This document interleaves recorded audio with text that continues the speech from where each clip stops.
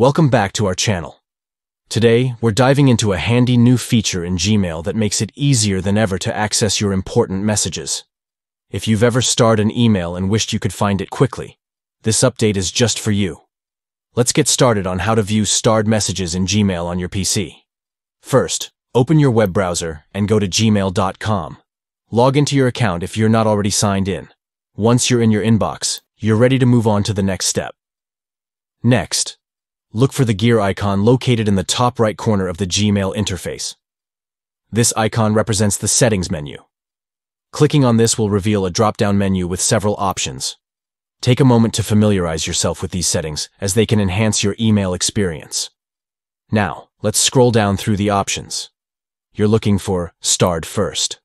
This feature lets you prioritize your starred messages, making them much more accessible.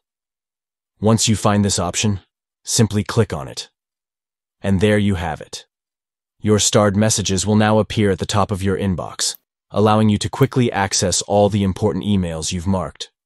Whether it's for work, personal reminders, or anything in between, this new update streamlines the process and keeps your important communications front and center.